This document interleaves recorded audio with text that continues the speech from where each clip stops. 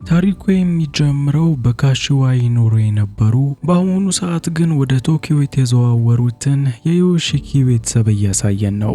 የዮሺኪ ቤተሰቦች ለየራሳቸው ምንም ጊዜ የማይሰጣጡ አንድ ቤት ውስጥ ስላሉ ብቻ አንድ ላይ የሚኖሩ ቤተሰቦች ናቸው። ምግብ ሲበሉ ሁላቸውም የየራሳቸውን ነው የሚበሉት። ቤት ውስጥ ሲቀመጡም ማናቸውም ከማናቸውም ጋር አይነጋገሩም። ወጣቶቹ ላፕቶፕና ስልካቸውን ሲጎረጉሩ እናትና አባት ደግሞ ቴሌቪዥን ላይ ጊዜያቸውን ያሳልፋሉ።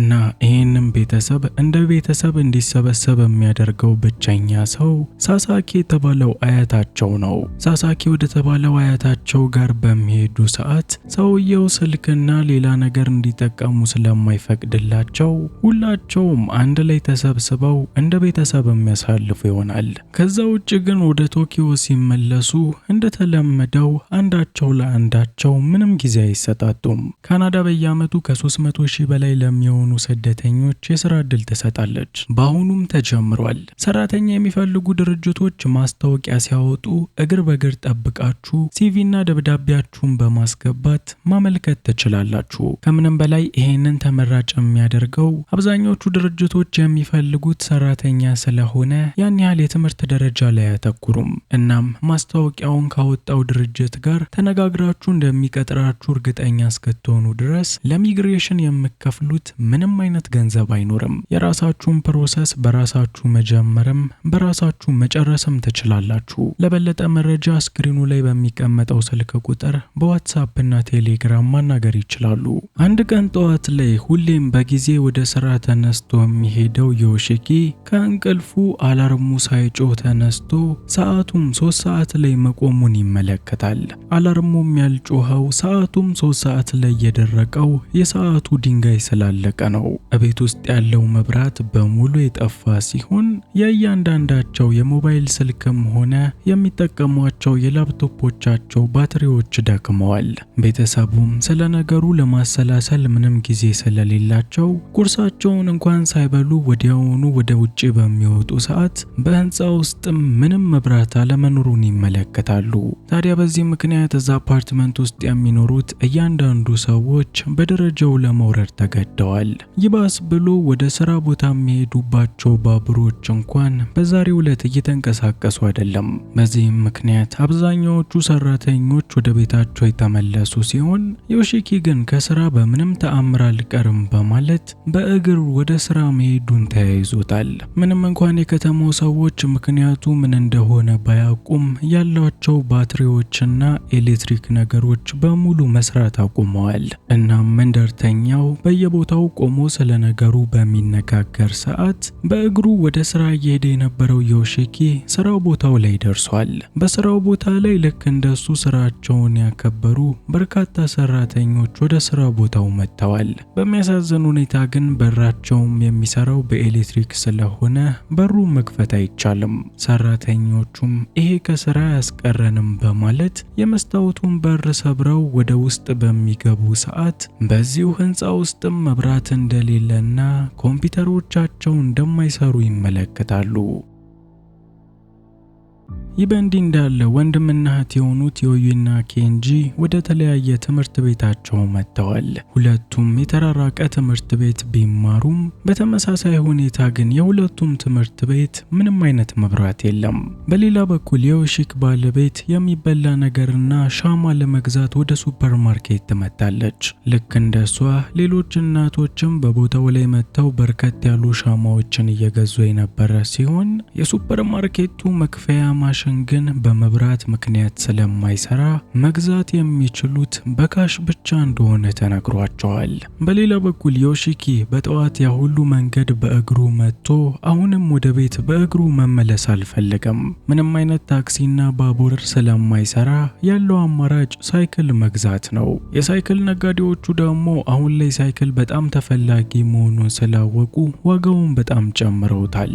ዮሺኪም ይህንን ሳይክል ለመግዛት በሚያመነታ ሰዓት ሌላ አንድ ሰው በቦታው ላይ መጥቶ ወዲያውኑ ከፍሎ ሊገዛ ሲል ዮሺኪ የቀረችውን አንድ ሳይክል ሳልቀደም ልግዛ በማለት ያለችውን ብር አውጥቶ ሳይክሉን ይገዛል። ትዕይንቱ ሲቀየር በእነ ዮሺኪ አፓርታማ ላይ ሊፍት ስለሌለ እላይኛው ህንፃ ድረስ መሄድ ያልቻሉ አሮጊቶችን ደረጃው ላይ እንመለከታለን። በዚህ ሰዓት ደግሞ ማንም ሊረዳቸው አይችልም። እያንዳንዱ ሰው በየቤቱ ሻማውን አብርቶ ምግቡን በእሳት ለመስራት እየሞከረ ነው። ትዕይንቱ ሲቀየር ቤተሰቡ ነገ ይመጣል ያለው መብራት ለቀናት ሳይመጣ ቀርቶ በሻማ እስካሁን ድረስ እንዳሉ እንመለከታለን። አብዛኛዎቹ ቶኪዮ ውስጥ ያሉ ሰዎች ደግሞ በሌላ ከተማ መብራት ሊኖር ስለሚችል ግማሹ በእግር ግማሹ በሳይክል ቶኪዮ ለቆ መውጣት ጀምሯል። ይህ በሚሆን ሰዓት ኬንጂ የሚወዳትን ልጅ ለማየት ሰፈሯ ድረስ በሳይክል መጥቷል። በጊዜው ልጅቷና ቤተሰቦቿም እንደ አብዛኛዎቹ የቶኪዮ ነዋሪዎች ይህንን ከተማ ለቀው ለመውጣት እየተዘጋጁ ነበረ። ይህ በእንዲህ እንዳለ የከተማው ትላልቅ ሴቶች ምንም ውሃ ለማግኘት ስላልቻሉ ወደ መንግስት ሰዎች ጋር በመምጣት የሚጠጡትን ውሃ ይጠይቋቸዋል። በሚያሳዝን ሁኔታ ግን ምንም አይነት ውሃ ሊሰጣቸው አልቻለም። ከዚህ በኋላ ያላቸው አማራጭ ባንክ ውስጥ ያላቸውን ብር በእጅ ጽሑፍ ፈርሞ ማውጣት ሲሆን ማውጣት የሚችሉት ገንዘብ ደግሞ በጣም የተገደበ ነው። በአሁኑ ሰዓትም የእያንዳንዱ ቤተሰብ እቅድ ባንክ ቤቱ የሚፈቅድላቸውን ገንዘብ በመውሰድ ይችን ከተማ ለቆ መውጣት ነው። መብራቱ ከጠፋ ከ7 ቀናት በኋላ በከተማው ላይ ያሉት አብዛኛዎቹ ሰዎች መውጣታቸውን እንመለከታለን። በዚሁ ከተማ ውስጥ ያሉት ነጋዴዎች የእቃዎቹን ዋጋ ከመጠን በላይ የጨመሩ ስለሆነ የዮሺክ ቤተሰብም ቢሆን በጣም የሚወዱት አያታቸው ወደ ሳሳኪ ጋር ለመሄድ ወስነዋል። በጊዜው እነ ዮይ ሳሳኪ ነፃነታቸውን ስለማይሰጣቸው እንደ ቤተሰብም እንዲያወሩ ስለሚያስገድዳቸው ወደዛ ለመሄድ ፈቃደኛ አልነበረችም። ነገር ግን ይሄ ፍቃድ ጉዳይ አይደለም። ሁለቱም ልጆች በሐሳባቸው ባይስማሙም የግዴታ ወደ አያታቸው ለመሄድ ያላቸውን ገንዘብ ማዋጣትና የሚያስፈልጋቸውን እቃዎች መግዛት ጀምረዋል። ትዕይንቱ ሲቀየር ቤተሰቡ በሳይክል አንድ ላይ ወደ ዮዮኪ ቤት ጉዟቸውን ጀምረዋል። በጊዜው እንደነሱ ከከተማው እየወጡ ያሉ ሰዎች ከመንገድ ላይ ምግቦችን እየገዙ ይገኛል። እነ ዮሺኪ ግን ከዚህ ከተማ ወጣ ስንል ዋጋው ይቀንሳል በማለት ከቶኪዮ ምንም አይነት ዕቃ ሳይገዙ ከከተማው ወጥተዋል። በሚያሳዝን ሁኔታ ግን ግምታቸው የተሳሳተ ሆኖ ከከተማቸው በራቁ ቁጥር የዕቃዎቹ ዋጋ በጣም እየጨመረ መጥቷል። ይህንንም እንደተረዱ ከዚህ በላይ የዕቃው ዋጋ ሳይጨምርና ባዶ እጃቸውን ሳይቀሩ ካሉባት ትንሽዬ ከተማ ምግብ ለመብላትና የሚጠጡትን ውሃ ለመግዛት እዛው ከተማ ላይ አርፈዋል። በጊዜው ዮይና ኪዮንጂ ወደ ሽንት ቤት ለመጠቀም ሄደው ነበር። በሚያሳዝን ሁኔታ ግን ለሳምንት ያክል ምንም አይነት ውሃ ስላልነበር ሽንት ቤቱ እንኳን ለማስጠቀም ወደዛ የሚያስጠጋ ሆኖ አላገኙትም። ለዚህ ያላቸው አማራጭ አንዱ ጥግ ላይ ትዕይንቱ ሲቀየር አብዛኛዎቹ በስደት ላይ ያሉ ሰዎች በአቅራቢያቸው ያለው ኤርፖርት በመሄድ በፕሌን ለመሳፈር ጠይቀው ነበረ። በሚያሳዝን ሁኔታ ግን ጥበቃዎች ወደ ውስጥ መግባት አይቻልም፣ ፕሌኖቹም አይሰሩም በማለታቸው ምክንያት በሰዎቹና በጥበቃዎቹ መሃል ድብድብ ተፈጥሮ በፕሌኑም መሄድ ሳይቻል ቀርቷል።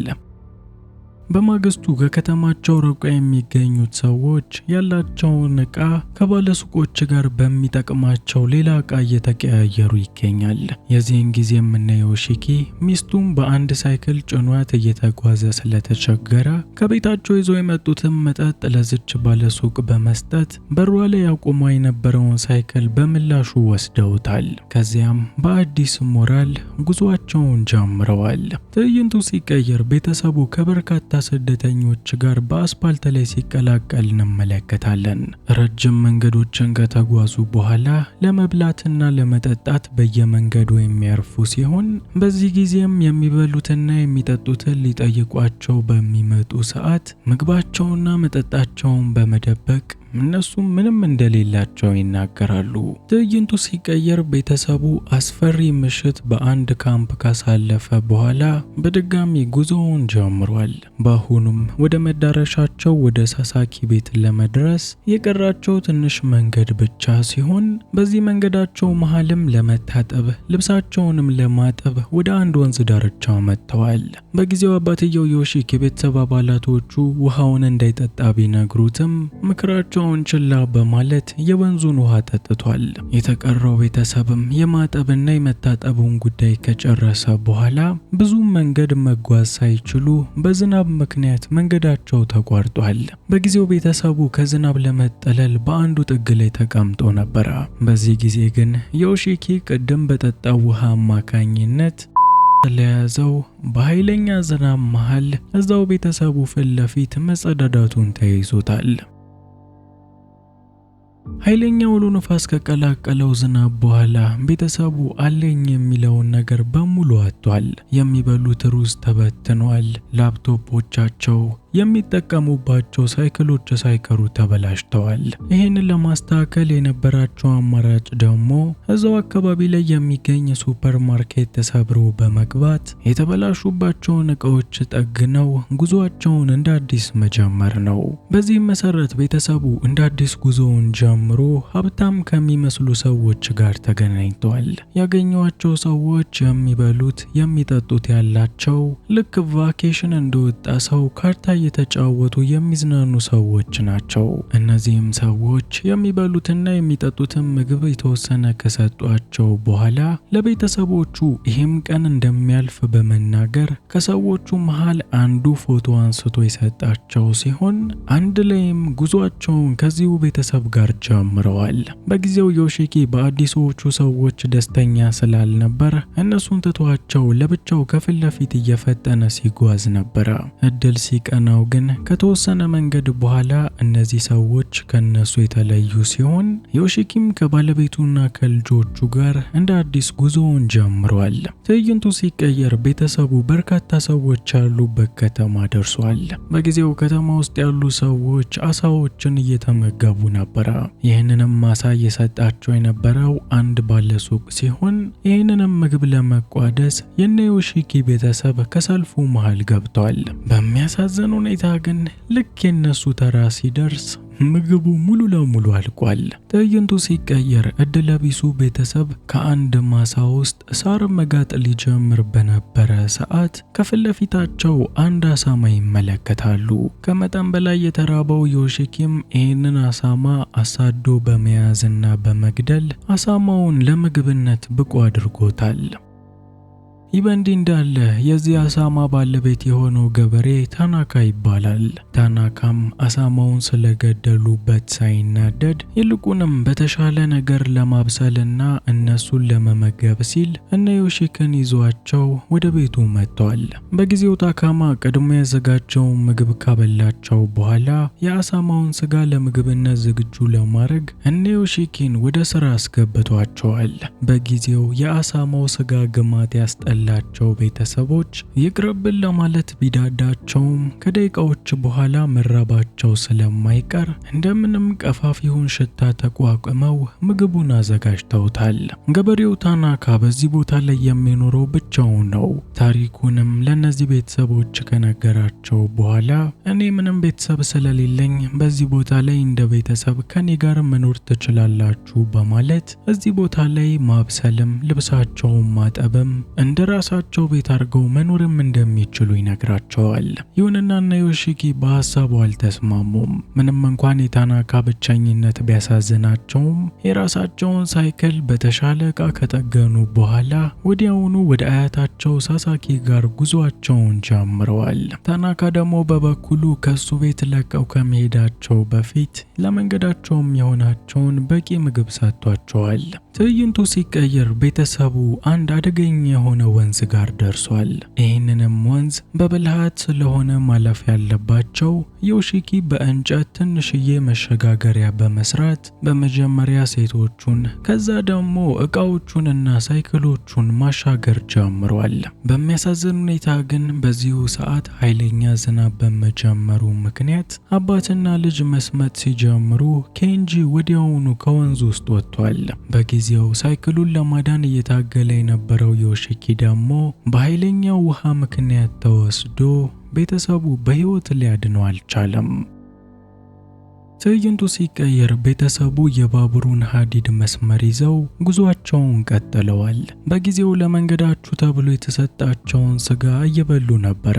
የዚህን ጊዜም አንድ ውሻ መምጣቱን ተመልክታ እናትየው የያዘችውን ስጋ በምትሰጠው ሰዓት ልጆቹ ሌላ ምግብ የለንም በማለት እናትየው ላይ ይጮሁባታል። እነሱ ያላወቁት ነገር ግን ይሄ ስጋ የተሰጠው ውሻ ሌሎቹ ጓደኞቹን ይዞባቸው እንደሚመጣ ነው። በጊዜው ውሻው ተጨማሪ ምግብ ለመውሰድ ሲል እናትየውን ከጓደኞቹ ጋር አንገላቷት ወደ ገደል ውስጥ እንድትወድቅ ምክንያት ሆኗል። በዚህም ምክንያት የምስኪኗ እናት እግር የተሰበረ ሲሆን በድጋሚም ውሾቹ መጥተው እንዳይነክሷቸው ፈርተው እዛው ሐዲዱ ጋር ጭምት ብለው በሚቀመጡ ሰዓት በድንገት ከየት መጣ ያልተባለ ባቡር በሐዲዱ አጠገባቸው ይደርሳል። ይህ ባቡር ከቶኪዮ የተረፉ ሰዎችን ይዟቸው እየሄደ ያለ ባቡር ነው። ቤተሰቡንም እዚሁ ባቡር ውስጥ ያስገቧቸው ሲሆን እግሯ የተሰበረው እናትም እዚሁ ሕክምና አግኝታለች። ትዕይንቱ ሲቀየር በወንዙ ላይ ሞቷል ብለው የተውት ዮሺኪ ወንዙ ጎትቶ አምጥቶ አንድ ሩቅ ቦታ ላይ እንደጣለው እንመለከታለን። ዮሺኪ በጣም ስለተራበ ምንም አይነት ድምፅ ማውጣትም ሆነ በእግሩ ብዙ መራመድ አይችልም።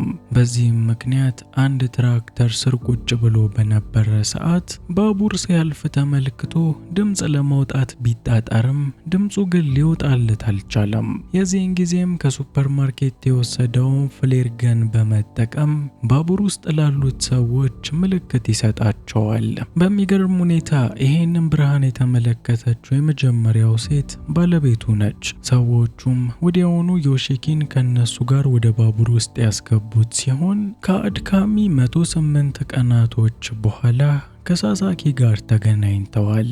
አያትየው ደግሞ ልጆቹ እዚህ ሲመጡ እንደማይወዱ ስለሚያውቅ በዚህ ፍጥነት መጥተው ይጎበኙኛል ብሎ አልጠበቀም። ብቻ ቤተሰቡ ከመጣ በኋላ በአያታቸው በሳሳኪ ቤት የተትረፈረፈ ምግብ እንዲሁም ፍቅር ይዞ ጠብቋቸዋል። የሚገርመው ደግሞ ብዙም ሳይቆይ ጠፍቶ የነበረው መብራት አንድ ቀን በድንገት ወደ ከተማው ተመልሷል።